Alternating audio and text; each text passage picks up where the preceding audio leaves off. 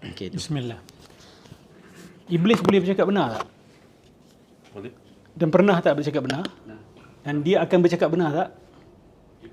Kan? Ni Allah rakam kalam dia dekat akhirat nanti. Wa qala syaitan lamma qudiya al-amr inna Allah wa'adakum wa'dal haqqi wa wa'adtukum fa akhlaftukum. Kan? Dan syaitan pun berkata apabila semua telah selesai. Maksudnya dekat akhirat lah. Hisab semua dah selesai. Apa syaitan kata? Allah telah menjanjikan kepada kamu dengan perjanjian yang benar. Aku juga telah memberikan janji tapi aku mungkiri janji aku. Wa ma kana li 'alaikum min sultan. Aku tidak ada apa-apa kuasa ke atas kamu. Aku tak boleh paksa kamu pun. So kau tak boleh salahkan aku kat dunia. Aku tak paksa kau pun. Okey? Illa an da'autukum fastajabtum li. Hanya kerana aku ni ajak kamu buat kejahatan, kamu ikut. Aku ajak, kamu ikut. Fala talumuni wa lumu anfusakum. Jangan salahkan aku, salahkan diri-diri kamu sendiri. Ma ana bimusrikhikum wa ma antum bimusrikhi. Aku tak boleh selamatkan kamu, kamu juga tak boleh selamatkan aku. Inni kafartu bima asyraktumuni min qabl. Aku menyatakan kekufuran aku ke atas perkara-perkara yang kamu sekutukan aku dengan Allah. So dekat akhirat nanti setan akan buat declaration tu. Perlu ke dia buat declaration ni? Saya pun pelik juga kenapa dia kena buat. Dan aku mengingkari semua yang kau pasangkan aku dengan Allah, kau sekutukan aku dengan Allah. Aku mengingkari semua tu. Maksud dia ini memang blow upon blow lah kepada orang-orang yang mensyirikkan Allah dan menisbahkan sekutu-sekutu syaitan ni kepada Allah.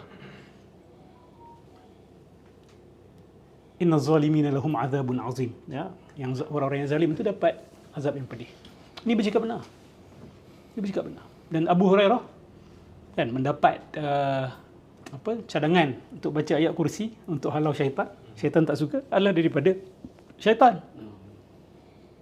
Tapi dia pastikan dengan Nabi. Nabi tanya, kau tahu tak sebenarnya jumpa kau tu siapa?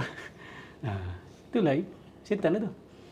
Dia bercakap benar walaupun dia ni kaki penipu, Nabi kata. Macam mana kalau rujuk konteks yang kita cerita tadi tu, kalau diorang nak menisbahkan dari based on pengalaman diorang nampak sebenarnya geng-geng Wahabi yang belajar universiti ni banyak menyelewengkan ilmu agama from their perception kan. So dia macam ni.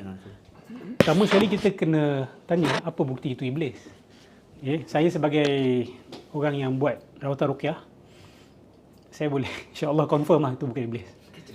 Okey. Tak, dia bukan pasal dia kecil apa. Bahasa apa pun dia boleh cakap insya-Allah. Tapi itu IQ tak tinggi. Okey. Saya judge berdasarkan IQ. Okey. Daripada cara bercakap, daripada dia punya perkataan yang dia pilih, bahkan daripada gaya, ada isu IQ. Bila saya kata tak tinggi ni bukan bodoh, tidak. Tapi tak setinggi yang kita tahu daripada iblis ni. Don't tell me iblis is stupid. Don't tell me iblis is a fool. Tak. Okey. Kita yakin IQ dia tinggi. Kalau IQ dia tak tinggi, macam mana dia boleh sesatkan ramai-ramai manusia? Bahkan yang pandai-pandai pun ada yang kena makan dengan dia. Betul tak? So, isu ni tak timbul kalau kita tanya macam mana nak pastikan benda tu iblis. Dia bukan iblis. Okey? Dia bukan iblis. Nampak sangat dia. Maksud saya dengan nampak sangat ni adalah nampak sangat menawak. Itu datang daripada subconscious ataupun minda bawah sedar pesakit tersebut. Kalau tak percaya, tanyalah pesakit tersebut. Dalam keadaan dia tengah sedar, dia mesti pernah dengar indoktrinasi demikian. Waktu dia dalam trans tu, waktu dia dalam trans, kalau dia tak berlakon lah. Kalau dia tidak berlakon, maka dia dekat dalam trans tu, dia akan keluar apa yang pernah diindoktrinasikan kepada dia tu akan keluar. Sebab tu bila nak kena ruqyah tu kan, awak cari orang-orang yang awak boleh percaya. Sebab kadang-kadang awak terlepas rahsia awak ketika awak tengah dalam trans tu. Sebab bila ruqyah kadang awak will fall into trance. Fall into trance tu awak kadang-kadang tak sedar awak bercakap apa. So bila bercakap tu kadang-kadang rahsia-rahsia peribadi awak kadang-kadang terkeluar. Ya. Ustaz, tujuan saya cakap itu adalah untuk memberikan maklumat pada orang awam.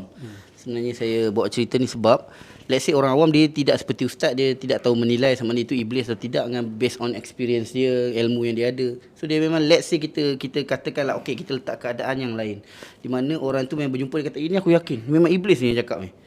Jadi memakai apa yang Ustaz ajar tadi, boleh ke dia tu berfikiran macam dia kata tak penting iblis ke apa dia punya ni ke, janji apa yang dia cakap tu betul. Bagi aku tu betul. Macam mana kita nak patang hujan ni supaya betul dengan otak orang awam, dia tak salah faham macam tu. Itu tujuan saya tanya soalan. Sebenarnya jawapan saya tu dia dah menjawab soalan dia. Tetapi dia berbalik kepada apa kita kata you punya preconceived notion. Preconceived notion ni you dah ada kepercayaan. Bagi you Wahabi salah. Contoh. Jadi bila ada sesiapa saja yang datang, kucing pun datang kata Wahabi ni sesat. Dia akan kata, betul.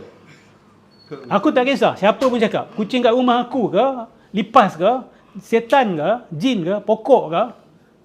Dia nak percaya tu lah. Itu buat dia. Dia nak percaya. Tak boleh buat apa lah tu. A will to believe. Remember saya pernah bercakap tentang benda ni?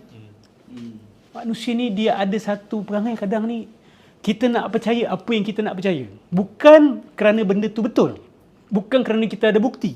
Bukan kerana kita ada fakta. Tetapi kerana kita nak percaya benda tu. Sebab bila kita percaya benda tu, dia confirm kita punya bias. Dia confirm pegangan-pegangan kita yang silam. Supaya kita tidak perlu buat perubahan dalam hidup.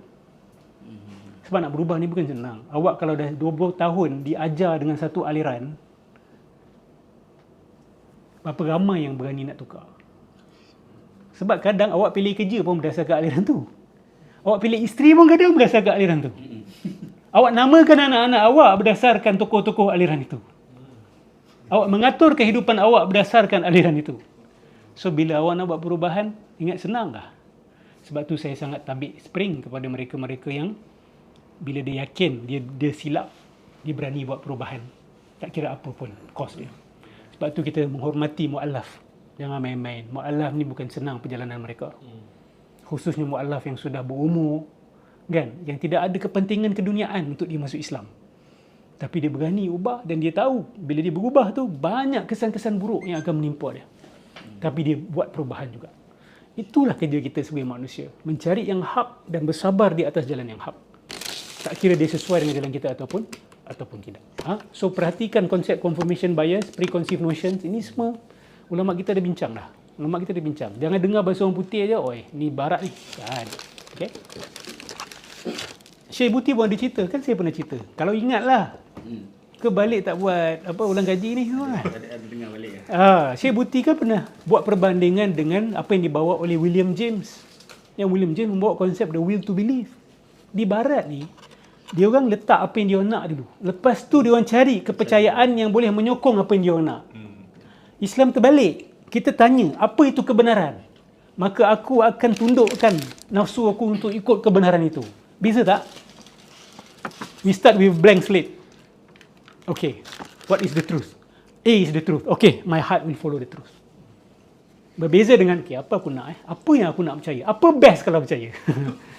Apa best untuk hidup aku? Apa best untuk nafsu aku? Apa best untuk jaga perhubungan aku dengan rakyat, masyarakat aku, bangsa aku?